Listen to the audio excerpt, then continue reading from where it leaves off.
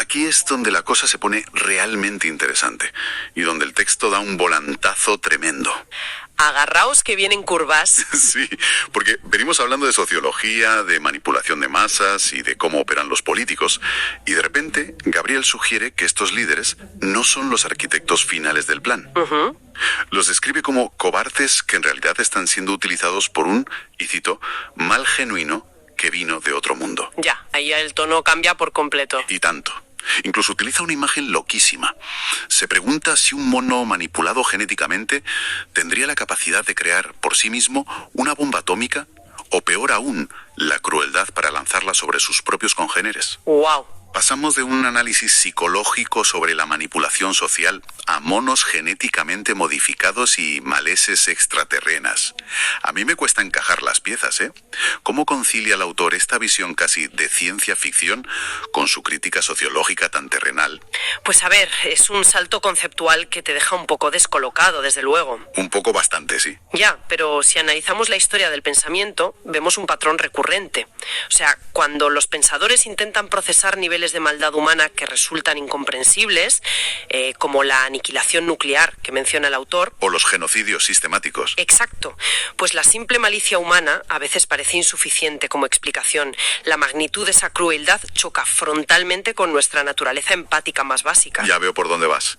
Necesitas un monstruo externo para explicarlo. Eso es. Al introducir la idea del mono manipulado y un mal ajeno, el autor intenta resolver esa disonancia. Argumenta que la sofisticación tecnológica para destruir el mundo avanzó a un ritmo antinatural en comparación con nuestra madurez moral. Como si nos hubieran dado una pistola cargada antes de saber hablar. Tal cual. Para Gabriel, la propia existencia de algo tan aberrante como la bomba atómica es la prueba empírica de una intervención externa, de que hay un parásito moral operando a través de las cúpulas de poder. Y esa desconexión moral, esa capacidad de justificar lo injustificable, es lo que nos lleva directamente a la brutal hipocresía histórica que el autor denuncia a continuación. Porque tras establecer este origen ajeno del mal, el análisis aterriza de golpe en la práctica. Apunta directamente a las instituciones militares y religiosas. Y el contraste que plantea para evidenciar esta farsa es muy ilustrativo. Sí, cuéntanos cómo lo hila.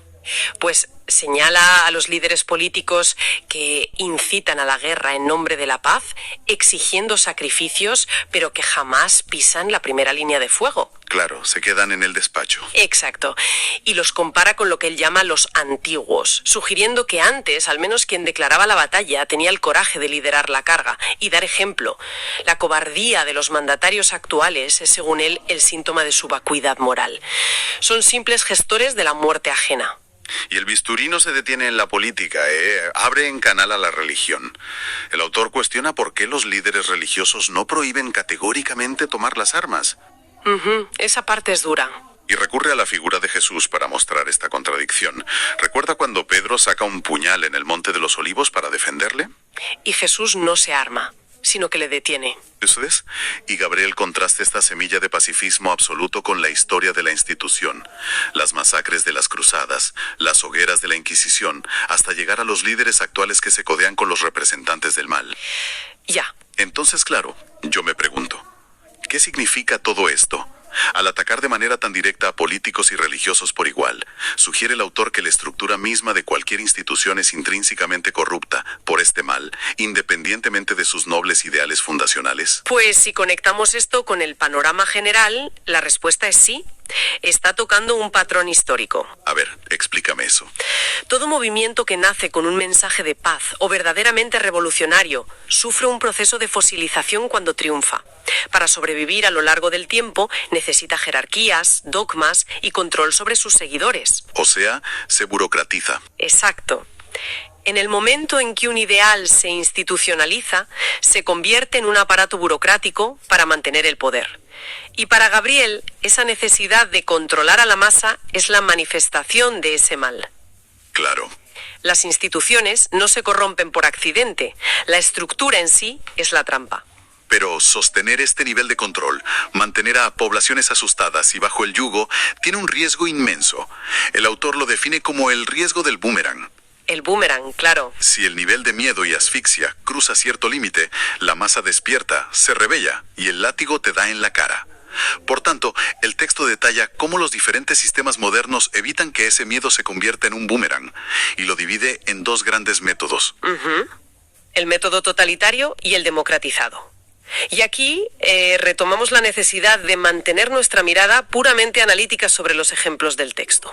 Por supuesto, siempre neutrales. Al describir el método totalitario, Gabriel expone la represión atroz contra la disidencia. Menciona ejemplos explícitos como el socialismo tipo chino, criticando que el Estado ahorca o fusila a quienes cuestionan su mundo feliz. Ya. Y del mismo modo, apunta hacia los ayatolás de Irán y afirma que matan en nombre de Alá y la revolución, sin saber, según él, que es su Dios. El miedo aquí es físico y explícito. El castigo puro y duro. Pero luego nos presenta el otro modelo, el democratizado. Y francamente esta parte duele por lo familiar que resulta. Es que nos toca muy de cerca. Muchísimo. En estos sistemas, en lugar de represión, usan la distracción a través de zonas de confort. Las famosas distracciones masivas. Sí. Y los ejemplos que pone el autor son cotidianos a más no poder. Vacaciones en Dubái, el último Tesla, mundiales de fútbol, olimpiadas, festivales de la cerveza y como último recurso, Netflix. Netflix, claro, el sedante perfecto. Tal cual. Básicamente, el autor está diciendo que algunos sistemas te encierran en una celda de castigo, pero otros te encierran en un resort todo incluido. Sigues sin poder salir, pero estás demasiado ocupado en el buffet libre como para mirar los muros. Y te pregunto, ¿considera el autor que esta anestesia a base de Netflix y Teslas es una cárcel más peligrosa, porque ni siquiera sabemos que estamos dentro? Pues plantear el debate desde esa analogía del resort revela el núcleo de este modelo. En un régimen puramente totalitario, el oprimido sabe perfectamente que está siendo oprimido, ¿verdad? Claro, ves los barrotes. Exacto. Y esa conciencia mantiene encendida la chispa de la rebelión. Sin embargo, la distracción democratizada secuestra el sistema de recompensas del cerebro, crea bucles de dopamina incesantes. O sea, una sobredosis de estímulos. Eso es. Y cuando saturas a la población con consumo rápido y comodidades, se agota la energía mental necesaria para el pensamiento crítico. El individuo llega al final del día tan sobreestimulado y tan agotado por producir para pagar ese estilo de vida que solo quiere apagar la mente frente a una pantalla. Claro, no te quedan fuerzas para rebelarte. Para nada. El texto argumenta que la meta final es hacer que los esclavos modernos olviden quién manda, persiguiendo dólares y, cito, como si en su próxima vida aceptasen tarjetas oro VIPs. Ostras, es una frase cargada de ironía trágica. Valida totalmente su tesis sobre el adormecimiento de la conciencia. Es una radiografía implacable, ¿eh? Pero a pesar de la crudeza de todo este diagnóstico que hace desde La Habana, Gabriel no termina en un tono derrotista. No, para nada. Hay un giro al final. Sí, introduce un mensaje casi profético. Asegura que los tiempos están cambiando y sostiene que el final de este ciclo de control, de este príncipe del mal, ya está en curso. Es una síntesis perfecta del viaje que acabamos de hacer a través de estas patologías psicóticas de un líder. Totalmente. Y, a ver, independientemente de si uno acepta la premisa extraterrena del autor o sus agudas críticas políticas y religiosas, el texto nos obliga a mirarnos en el espejo.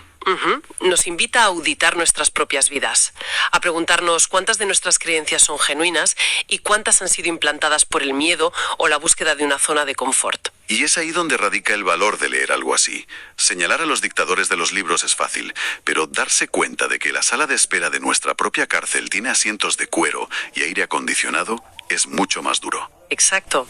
El primer paso es dejar de leer el guión que han escrito para nosotros y buscar esa conciencia genuina. Y para cerrar, nos gustaría dejar un pensamiento final para la audiencia. Algo para darle una vuelta cuando termine el audio.